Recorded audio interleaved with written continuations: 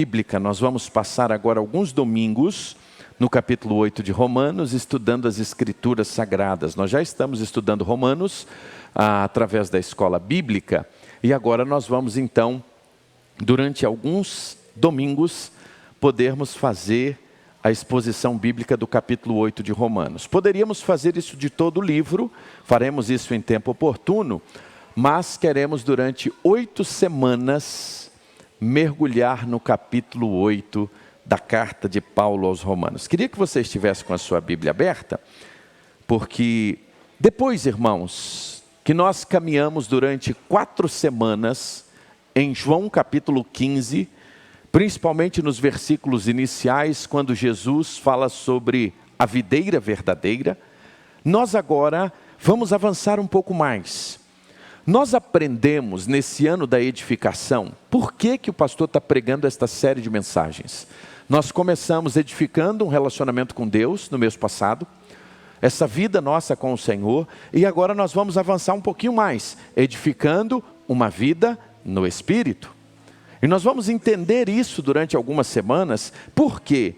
Porque nós descobrimos em João 15, que uma vida de intimidade com Deus nasce quando nós permanecemos ligados à videira. E quando nós estamos ligados à videira, nós somos os ramos, a seiva do próprio Deus passa por nós e produz frutos, e frutos que permanecem. Nós vimos sobre a poda, nós aprendemos sobre ter relacionamentos antes de ter respostas. Como foi profundo isso, a gente ter essa dimensão. E domingo passado nós terminamos falando sobre frutos. Mas uma pergunta, ela continua a permanecer. E é essa pergunta que durante os próximos 8 domingos nós queremos responder. Que pergunta é essa?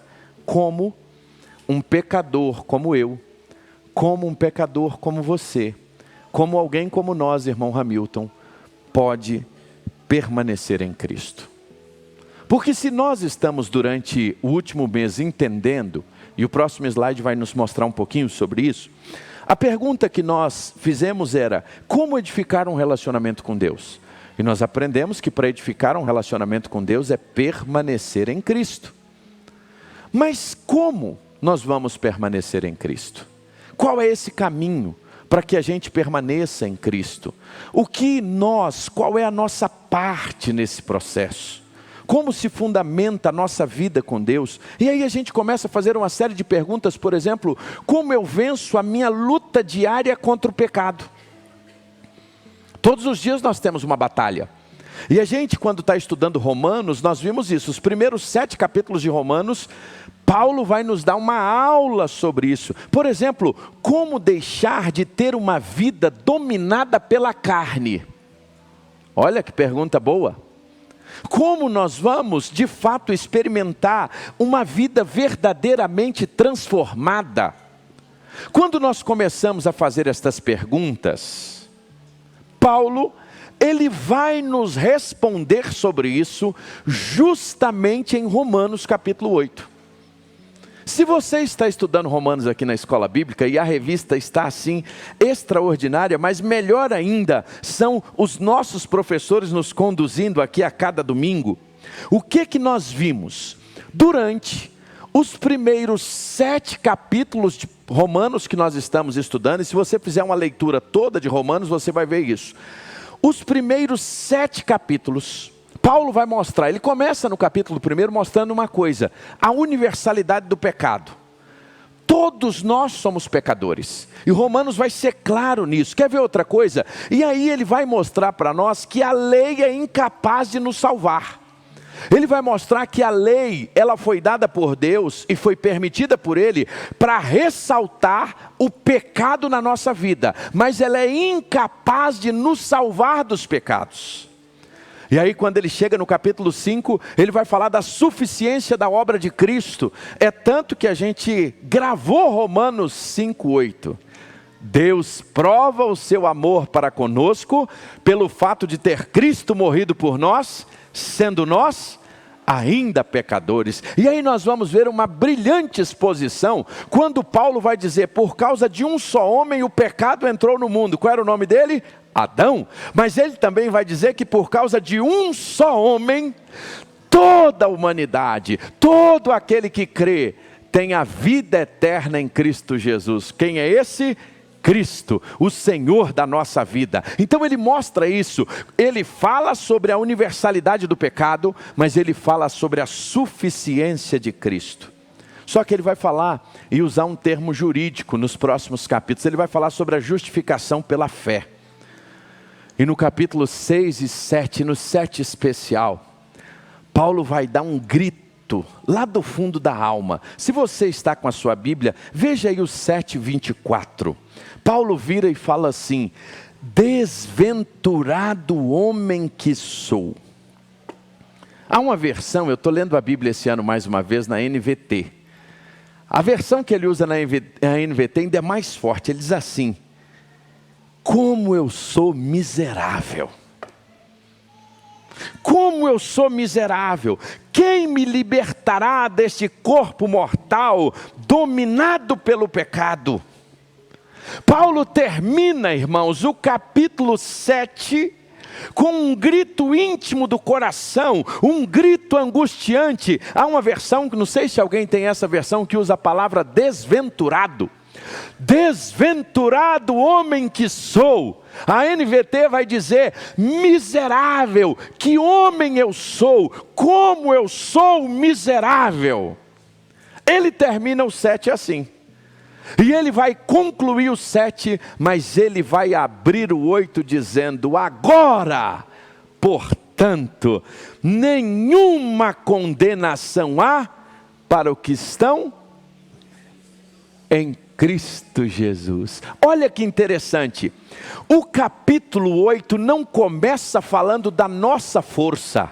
O capítulo 7 termina demonstrando quão miseráveis nós somos, quanto nós estamos afastados de Deus, mas o capítulo 8 vai nos mostrar uma verdade profunda, e ele começa dizendo: agora, pois, nenhuma condenação há para os que estão em Cristo. Sabe por quê, meus irmãos? Porque a verdadeira vida espiritual repousa não sobre o que nós fazemos, mas a verdadeira vida espiritual repousa sobre aquilo que Cristo fez por nós e em nós. Por isso que salvação é graça, é favorecido. Por isso que Paulo vai ter esse conceito tão claro. E quando a gente estuda a soteriologia, que é a doutrina da salvação, isso vai ficar tão claro para nós nas Escrituras, que a salvação não é algo humano, não é produzida pela nossa força, não é produzido por aquilo que nós fazemos para Deus, mas a salvação é obra de Cristo em nós, e a vida espiritual, irmãos, é o Senhor agindo na nossa vida. O que Paulo quer nos ensinar? Ele, nessa manhã, nós vamos estudar os primeiros 4 versículos. E ele vai nos ensinar 4 coisas, pastor Josimar, ou 3 delas pelo menos. Ele começa falando, não do que nós fizemos, mas do que Cristo fez em nós. Ele vai mostrar o que o Espírito realiza em nós. E ele vai mostrar como isso vai refletir na nossa vida. Eu queria mais uma vez que a gente pudesse ler Romanos 8, de 1 a 4. Vamos juntos? Portanto, agora já não há condenação para os que estão em Cristo Jesus, porque em Cristo Jesus a lei do Espírito da vida libertou você da lei do pecado e da morte, porque aquilo que a lei era incapaz de fazer, visto que estava enfraquecida pela carne, Deus o fez, enviando o seu próprio Filho em semelhança à carne pecaminosa, como oferta pelo pecado. Assim condenou o pecado na carne, a fim de que os preceitos da lei fossem cumpridos em nós, e que não vivemos segundo a carne, mas segundo o Espírito. Vamos ler 1 e 2 de novo? Portanto, agora já não há condenação para os que estão em Cristo Jesus, porque em Cristo Jesus a lei do Espírito da vida libertou você da lei do pecado e da morte. Irmão Carlos, esse texto é extraordinário. Esse texto, irmãos, é uma das verdades mais profundas que nós temos nas Escrituras. E o que Paulo quer nos ensinar quando a gente inicia esta série? E esta série sobre edificando uma vida no Espírito. Hoje nós precisamos e vamos entender que não existe nenhuma condenação para aquele que crê em Jesus. Mas como isso começa? Isso inicia não com uma vida na carne, mas isso começa com uma vida no Espírito. E aí, eu queria que você pudesse prestar bastante atenção, que a primeira verdade que esse texto vai nos mostrar é que quando Paulo, em Romanos capítulo 8:1, ele vai dizer: portanto, agora já não há o quê? Vamos repetir juntos? Agora já não há para os que estão em Cristo, meus irmãos, não existe condenação. A palavra que Paulo quer nos chamar a atenção é essa: portanto, agora. Ele conecta, irmãos, esta expressão do portanto e agora com tudo aquilo que ele tinha narrado anteriormente. E o que ele tinha narrado anteriormente? Desventurado homem que sou, miserável homem que sou, um homem em pecado, um homem que luta todos os dias para estar diante do Senhor, e aquilo que eu não quero, eu faço, mas aquilo que eu quero, eu não faço. Diante de todo esse dilema, olha como ele começa o capítulo 8, portanto, agora nenhuma condenação há. Ou seja, depois da cruz, depois da justificação, depois da vitória de Cristo sobre a morte, uma nova realidade foi inaugurada. E Paulo, meus irmãos, ele vai usar uma linguagem jurídica para a sua época. Ele vai dizer: olha, não há nenhuma condenação. Por quê? Por que Paulo está usando isso? E ele usa uma linguagem jurídica. A palavra condenação refere-se a quê? Ao veredito de culpa, está condenado por um tribunal. Por que Paulo está usando isso, Camila? Porque por natureza, toda a humanidade já estava o quê? Condenada. Romanos 3:23, se você voltar um pouquinho, lá vai dizer o seguinte: pois todos pecaram e afastados estão da glória de Deus. Ou seja, nós já tínhamos um veredito sobre nós, nós já tínhamos uma condenação sobre nós, nós já tínhamos sobre nós algo determinado, que era o quê? Ser destituído da glória de Deus. Mas interessante que mais em Cristo, quando nós olhamos a obra de Cristo na cruz, ele pronuncia um outro veredito, não que o pecado tenha deixado de existir, mas porque a sua penalidade foi plenamente satisfeita por ele, sabe aonde? Na cruz, irmãos, porque aquela cruz que era para eu e você estarmos ali, ele, o Senhor da história, tomou sobre si e levou sobre ela o meu e o seu pecado. Qual era a condenação? Vocês estão afastados de Deus, vocês pecaram, a humanidade está longe de Deus. E aí Paulo, irmãos, vai dizer algo extraordinário. Ele diz assim: não há menos condenação para vocês. Quem serve a Deus vai ser menos condenado do que não serve. Não é isso. Ele não diz assim: irmãos, haverá um dia sem condenação para vocês. Ele não fala isso. O que ele diz? Portanto, agora já não há nenhuma condenação, meus irmãos.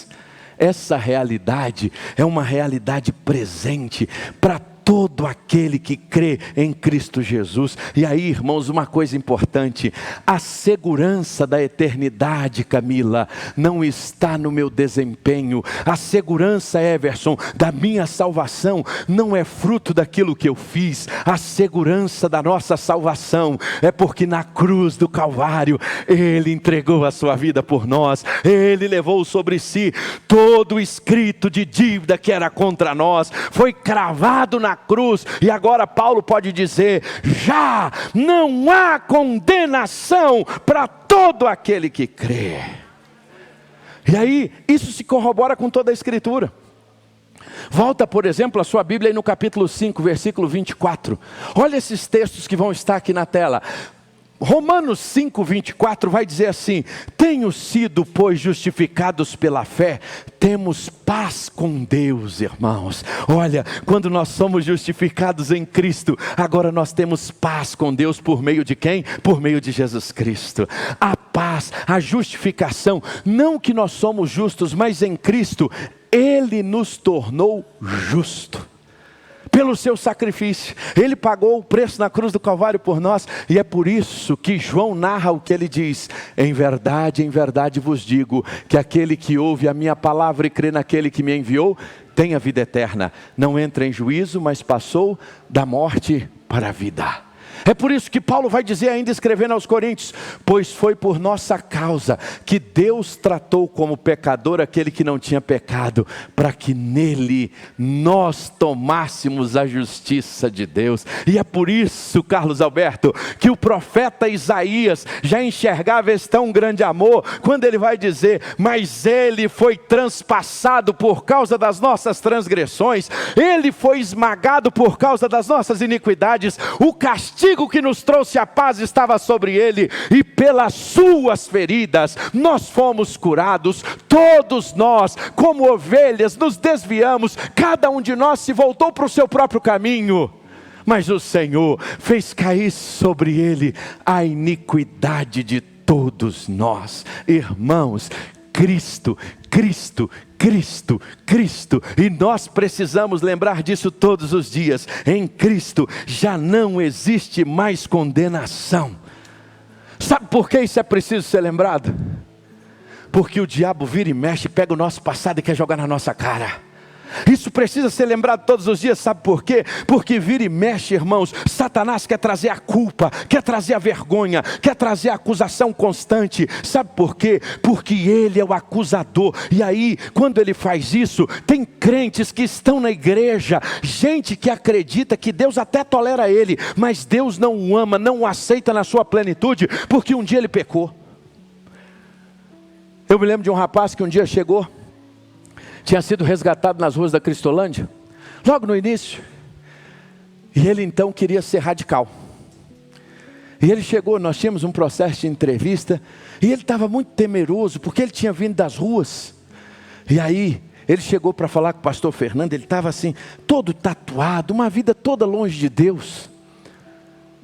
E aí quando ele chegou para conversar, a primeira coisa que ele disse para o pastor Fernando, quando o pastor Fernando falou: por que você quer ser missionário? Aí ele virou e disse assim: pastor Fernando, porque nenhuma condenação há para os que estão em Cristo Jesus nosso Senhor. O que ele estava dizendo? Porque agora eu sou um homem livre, o meu passado já não me condena mais, tudo aquilo que eu passei, eu já não carrego mais. Sabe por quê, irmãos? Uma das coisas que Satanás é mestre, é pegar o nosso passado para querer jogar na nossa cara. Quando Satanás quiser pegar o seu passado para jogar na sua cara, ou na minha cara, lembra ele do futuro dele, porque ele já foi vencido, a morte dele está decretada, e lembra ele da promessa de Deus: nenhuma condenação há dos que estão em Cristo Jesus. Irmãos, o Evangelho anuncia algo completamente diferente. Quem está em Cristo não vive debaixo de condenação, irmãos. Quer dizer então que agora eu vou pecar? Quer dizer então que agora eu vou viver uma vida longe de Deus? Quer dizer então que agora, irmãos, eu vou desonrar o Senhor? Não.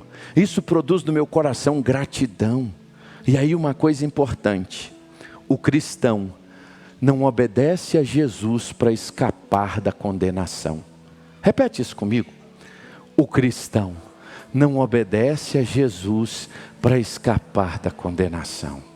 Porque se você obedecesse a Jesus para escapar da condenação, não era Jesus que salvaria a mim e a você, éramos nós mesmos. Consegue entender? Por isso que salvação é graça. Por isso Paulo vai dizer: pela graça sois salvos mediante a fé. Isso não vem de vós, é um dom de Deus. Esta semana eu trabalhei numa grande romaria do Brasil. Enquanto eu estava indo para lá, e essa semana eu fiz 2 viagens no estado de Goiás. Nas 2 partes no centro do estado, e eu fui para a ponta, longe, fui lá em Jataí. Quando eu estava voltando na sexta-feira, tanta gente na estrada caminhando, tanta gente vindo de 300, 400, 500 quilômetros, indo, fazendo um esforço. Porque qual é o sentido do romeiro? Quanto mais eu fizer um esforço, mais eu serei purificado. E quanto mais eu fizer um esforço, mais eu terei o perdão.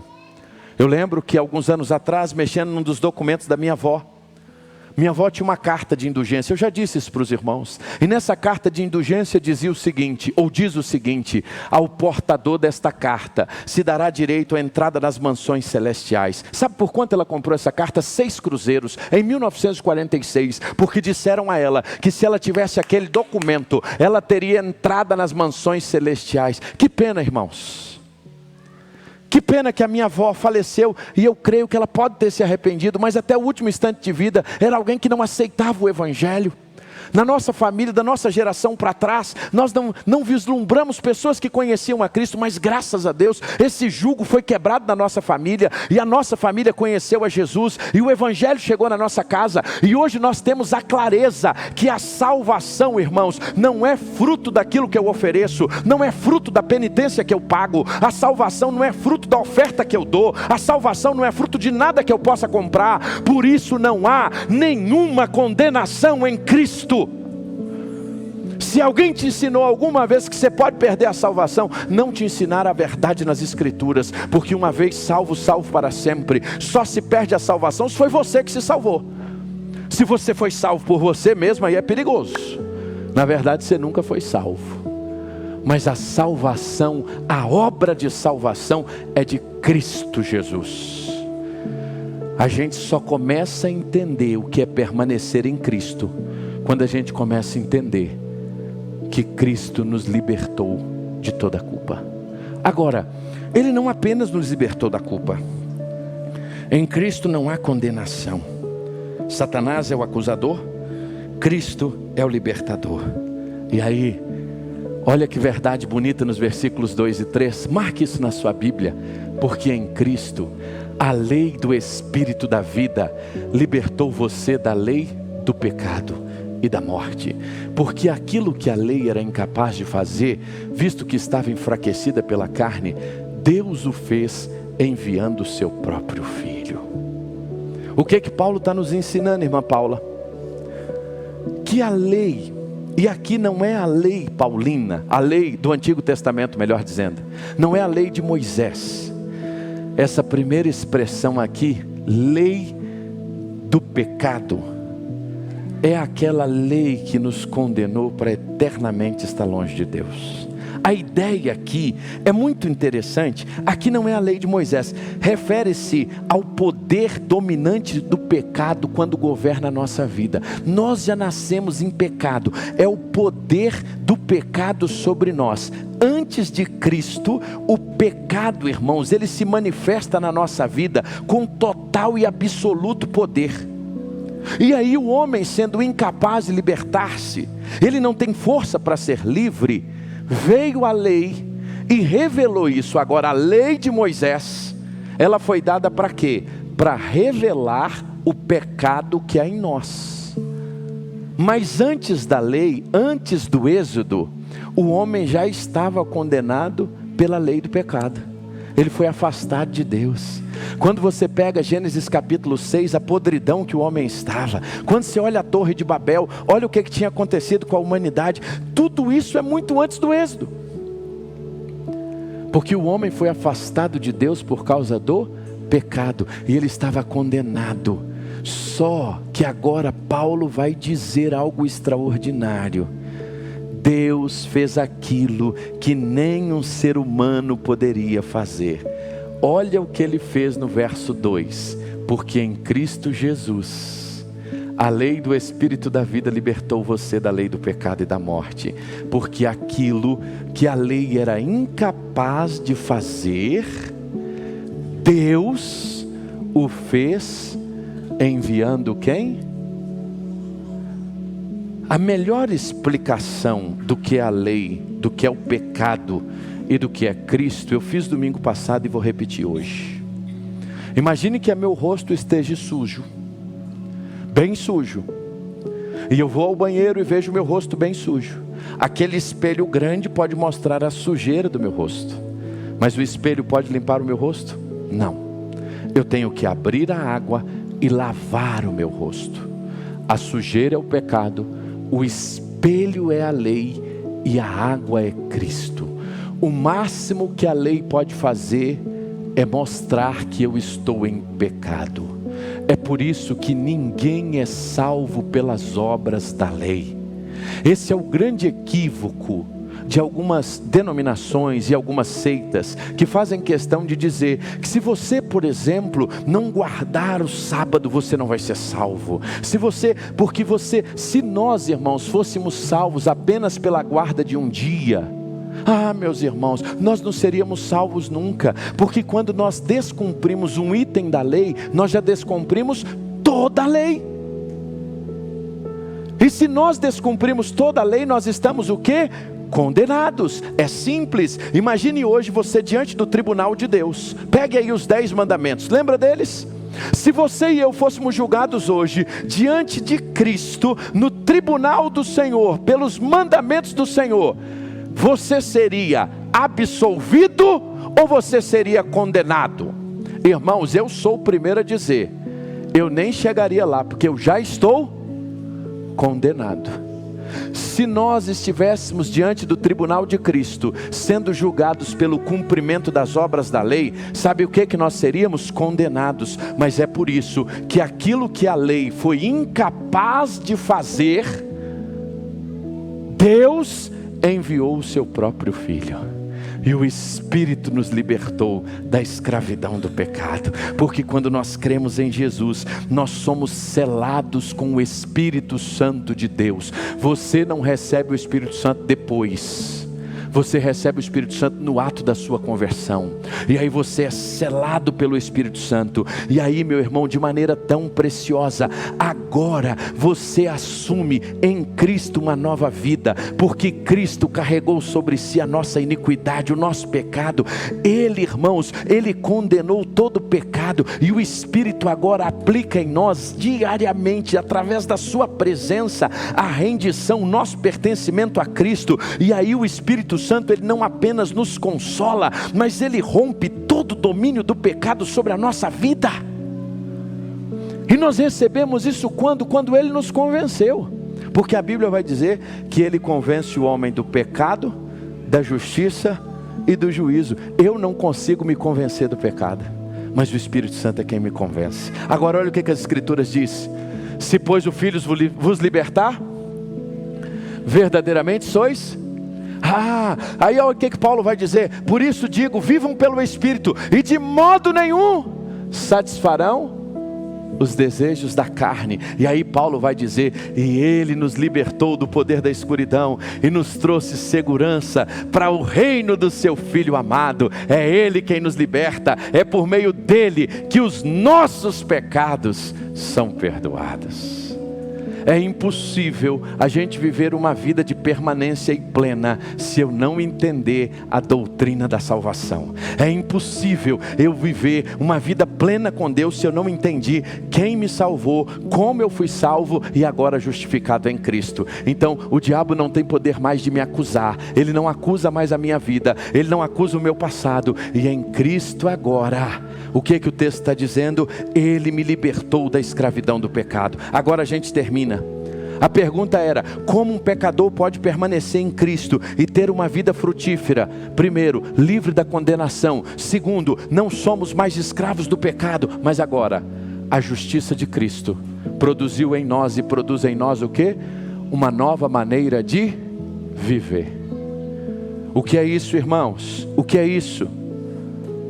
Paulo acabou de dizer que a nossa escravidão, ela acabou. Só antes de chegar nesse ponto, muitos de nós somos filhos e vivemos como escravos. Vou repetir isso.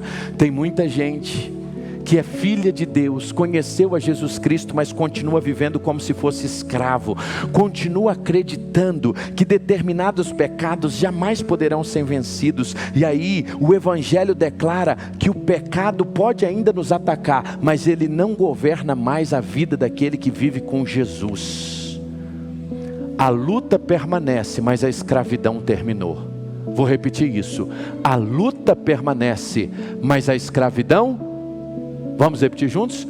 A luta permanece, mas a escravidão terminou. Por isso que a vida cristã não é sustentada pela nossa força. Ela é sustentada pela vontade de Deus, pela atuação diária do Espírito Santo na nossa vida. E aí o texto termina, o versículo 4, dizendo o quê?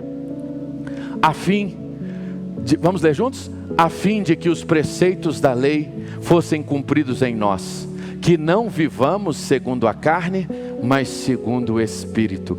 Quando eu sou justificado em Cristo, a justiça de Cristo produz na minha vida uma nova maneira de viver. É por isso, irmão Jetro, que quando Jesus fala com Nicodemos, ele não fala sobre uma reforma.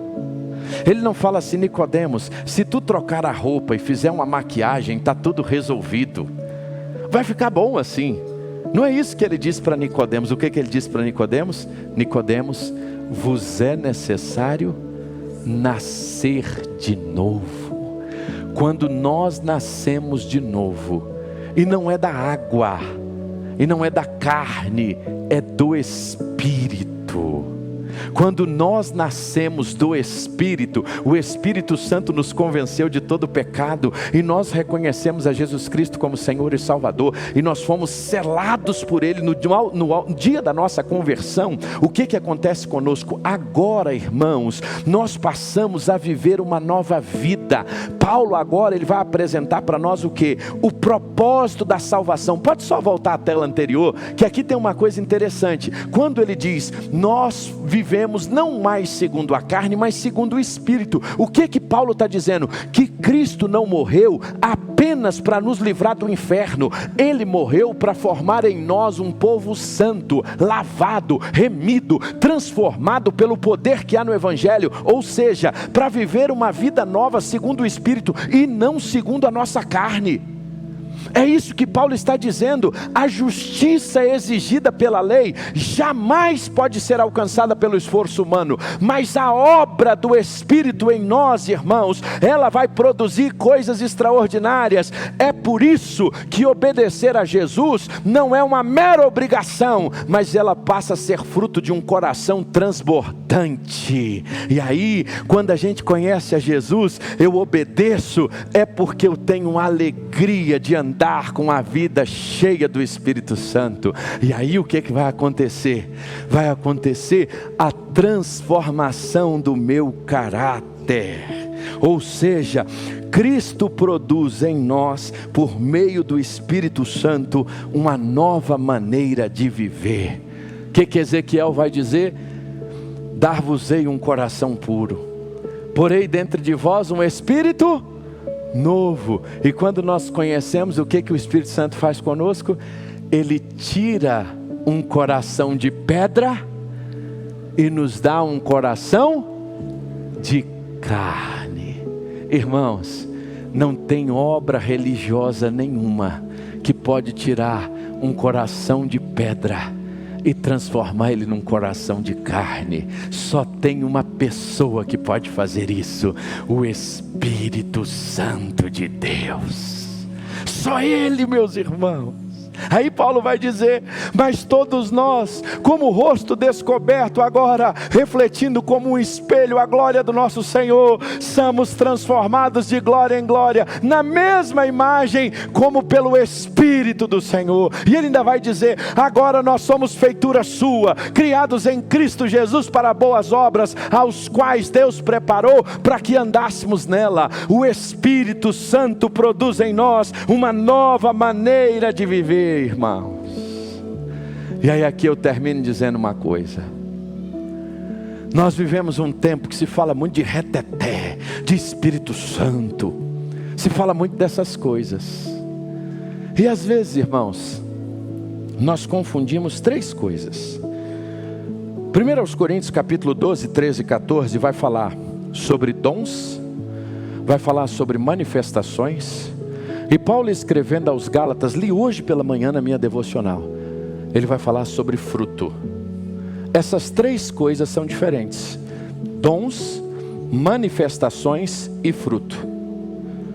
A nossa geração fala pouco sobre dons, a nossa geração fala menos ainda sobre fruto, mas a nossa geração carregou toda a doutrina do Espírito Santo apenas em uma das partes que nós mencionamos sobre ele, sobre as manifestações.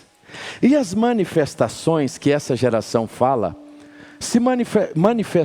a manifestação do Espírito Santo se dá uma grande ênfase em uma única, que é a falar em novas línguas. Interessante. E Paulo vai dizer que falar em novas línguas não é para edificação da igreja. Paulo vai dizer que aquele que fala em novas línguas é para edificação o quê? Pessoal. Quando alguém falar em línguas na igreja, que haja o quê? O quê? Intérprete.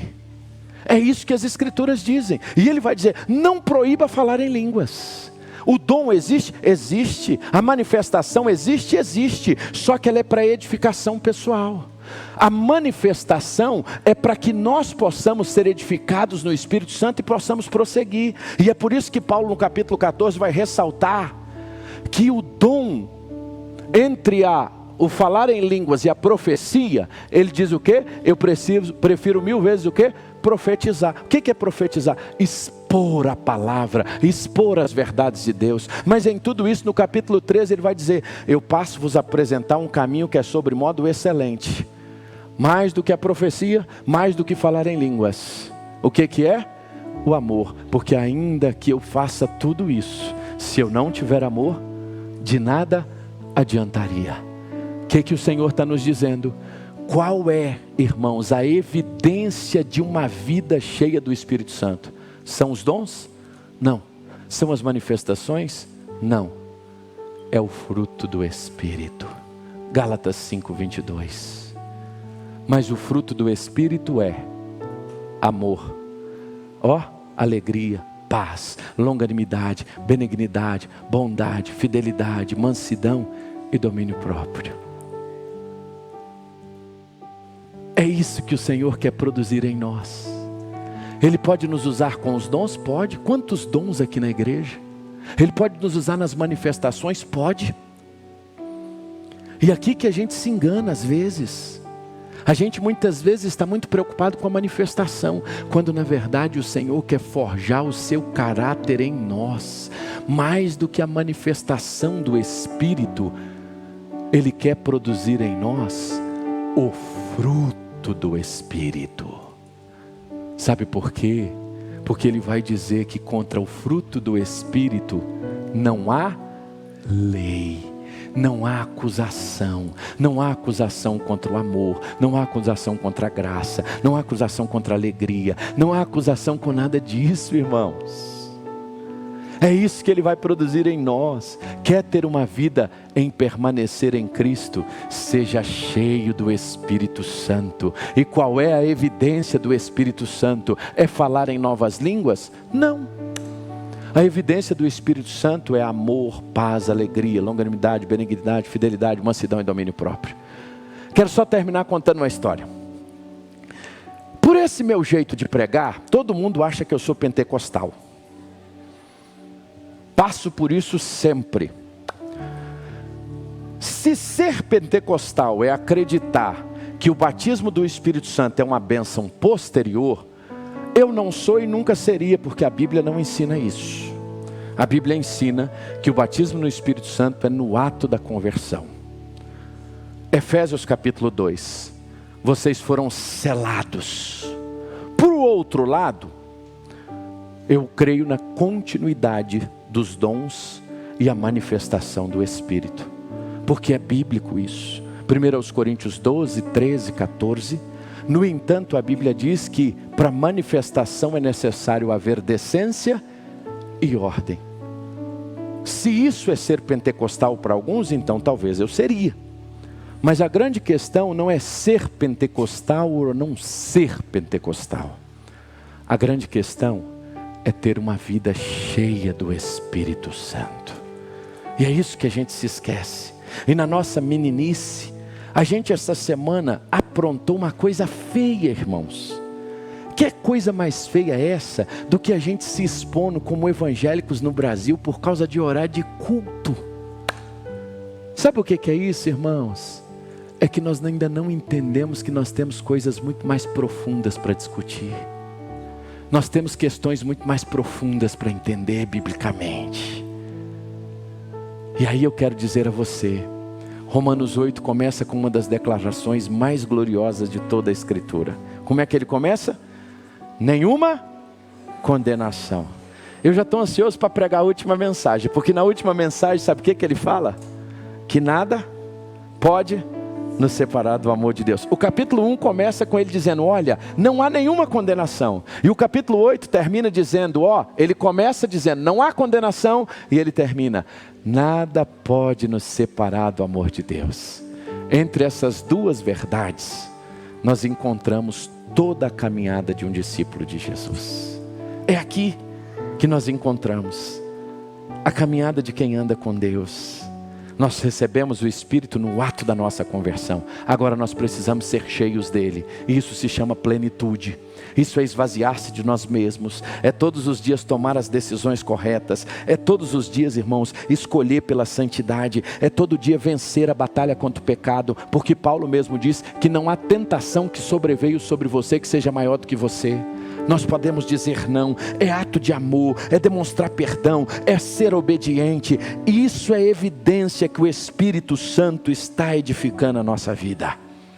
Quero te convidar a ficar de pé. Agora, pois, não há nenhuma condenação para os que estão em Cristo Jesus. E hoje, irmãos, eu quero lhe dizer uma coisa muito preciosa, terminar. Não há condenação. Hoje o Senhor convida eu e você a descansarmos na obra consumada da cruz. Quem fez a obra foi Ele. Satanás vai levantar para nos acusar todo dia, porque ele é o acusador. Mas quando ele acusar você, lembra dele das Escrituras que a Bíblia diz, nenhuma condenação há para os que estão em Cristo Jesus. Satanás é o acusador, Satanás é o pai da mentira, Satanás é o destruidor, ele quer todos os dias fazer isso conosco.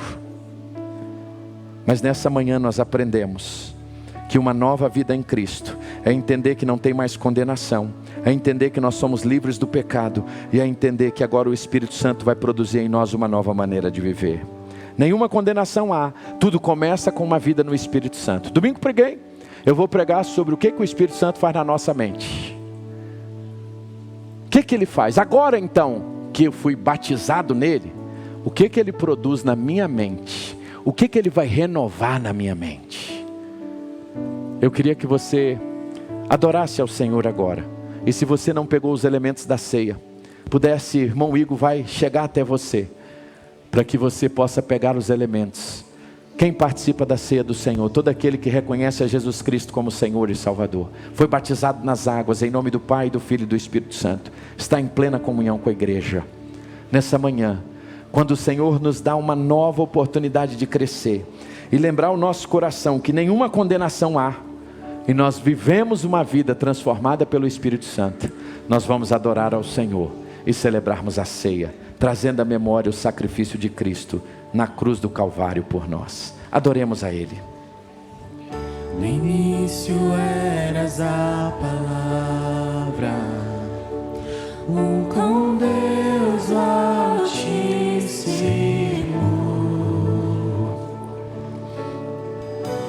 o mistério de tua glória, Cristo em ti se revela.